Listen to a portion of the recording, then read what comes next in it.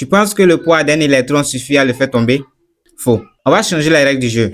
Aujourd'hui, on calcule ensemble comment un simple champ magnétique met la gravité KO.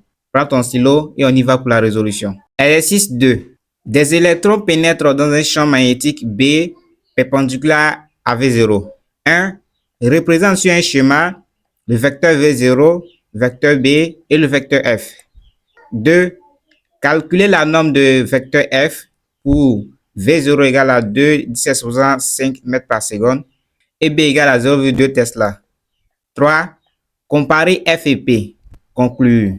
On prendra la masse de l'électron égale à 1,67 17 moins 27 kg et G égale à 10 mètres par seconde au carré. 4.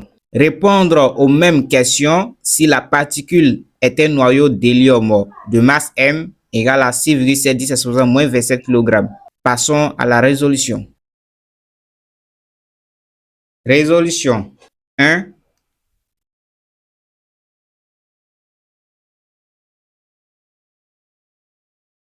Représentons sur un schéma le vecteur V0, vecteur B et vecteur F.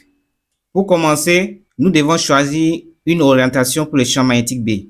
Supposons qu'il soit entrant dans la feuille, c'est-à-dire représenté par des croix, comme ça. Quand c'est comme ça, on dit qu'il est entrant. Nous avons ici représenté B qui est entrant, V0 dirigé vers la droite. Là, il s'agit des électrons. Cela veut dire que Q est inférieur à 0. Si Q est inférieur à 0, alors QV sera du sens contraire à V0. Comme V0 est dirigé vers la droite, alors QV sera dirigé vers la gauche. Donc, on fait ça. Là, on a QV. On va maintenant représenter F. Comme vous le voyez sur cette image, on a QV qui est représenté vers la gauche, B qui est entrant et F qui est dirigé vers le bas. Donc, on va représenter sur le schéma F dirigé vers le bas. On fait ça. Donc, là, on a écrit F. Et c'est tout pour la représentation. On passe maintenant à la deuxième question. 2. Calculer la norme de vecteur F pour V0 égale à 2 10 exposant 5 mètres par seconde et B égale à 0,2 Tesla. Calculons la norme de la force F. Et pour pouvoir déterminer la norme de la force F, on utilise l'expression de la force de Lorentz F égale à, voilà sur le Q, V0, B, sinus θ. L'énoncé précise que B est perpendiculaire à V0. Donc, l'angle θ est égal à 90 degrés. Or, sinus de 90 degrés est égal à 1. Donc, si sin de 90 degrés est égal à 1, on aura la forme simplifiée de F, B. Et là, nous avons valeur sur le Q qui est égal à 1,6 10 exposant moins 19 coulombs. Nous avons V0 qui est égal à 2 fois 10 exposant 5 mètres par seconde. Et nous avons B qui est égal à 0,2 Tesla. Donc, en remplaçant en valeur sur le Q, V0 et B par les valeurs, on obtient F qui est égal à 1,6 10 exposant moins 19 multiplié par 2 10 exposant 5 multiplié par 0,2. Pour t'expliquer clairement les maths, la physique-chimie et la SVT. Tout ça pour seulement 5000 francs CFA pour toute l'année. On obtient 6,4 10 exposant moins 15 et la force est en Newton. Passons maintenant à la troisième consigne. 3. Comparer F et P. Conclure. On prendra la masse de l'électron égale à 1,67 10 exposant moins 27 kg et G égale à 10 mètres par seconde au carré. Comparaison de F et P et conclusion. Pour comparer F et P, il faut d'abord déterminer leur valeur. On a déjà déterminé la valeur de F et on va déterminer la valeur de P. On sait tous que P est égal à M fois G. Et on nous a donné la masse de l'électron, M, qui est égal à 1,67 10 exposant moins 27 kg. On nous a donné G, qui est égal à 10 mètres par seconde au carré. Donc, en remplaçant M et G par les valeurs, on obtient P, qui est égal à 3,67, 10 exposant moins 27, multiplié par 10. Et on obtient 1,67, 10 exposant moins 26. Et l'unité, c'est le newton. Pour pouvoir comparer, on effectue le rapport F sur P. Effectuons le rapport F sur P. F sur P est égal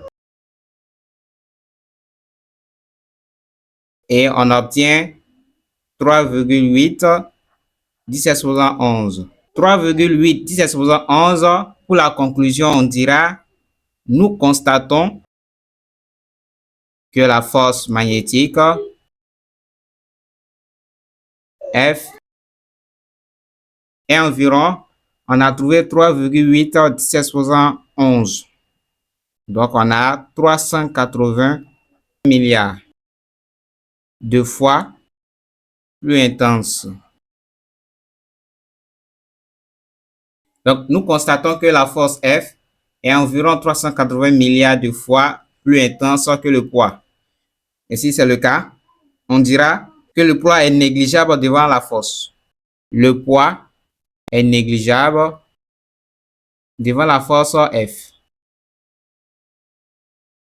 En d'autres termes, le poids P est négligeable devant la force magnétique F. Passons maintenant à la dernière consigne. 4. Répondre aux mêmes questions si la particule est un noyau d'hélium de masse M égale à 6,7 10 exposant moins 27 kg.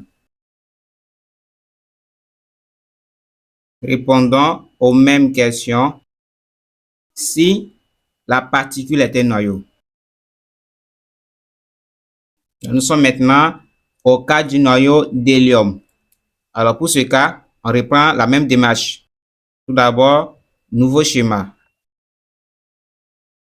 Ici, le noyau d'hélium a une charge positive. Donc ici, Q est égal à plus 2E.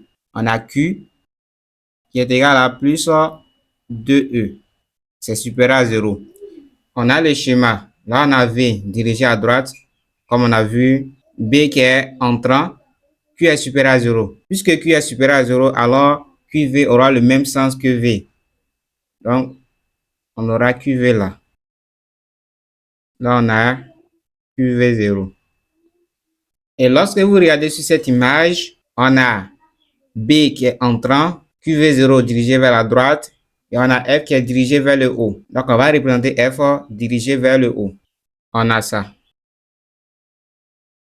Et c'est tout pour le schéma. On passe à l'étape 2. Nous allons maintenant calculer la nouvelle force F'. La charge ici est double. On a Q qui est égal à 2E. Donc, c'est égal à 3,2 10 exposant moins 19 coulombs. On aura F' qui est égal à 3,2 10 exposant moins 19 multiplié par 2 10 exposant 5 multiplié par 0,2. Et on obtient 1,28 10 exposant moins 14 newton. Nous avons la valeur de F'. Et on passe à la dernière étape qui est de comparer F' et P'. Nous allons tout d'abord déterminer le poids qui est égal à M fois G. Là, M, c'est la masse de HE. On aura 6,7 10 exposant moins 27 multiplié par 10. On obtient 6,7 10 exposant moins 26 newton. Et le rapport F' sur P'. On a ça. On obtient 1,9 10 exposant 11. Donc, on voit que même pour un noyau beaucoup plus lourd que l'électron, la force magnétique reste largement dominante. Nous pouvons affirmer que pour toute particule subatomique rapide dans un champ de 0,2 Tesla, L'influence de la gravité est inexistante sur la trajectoire.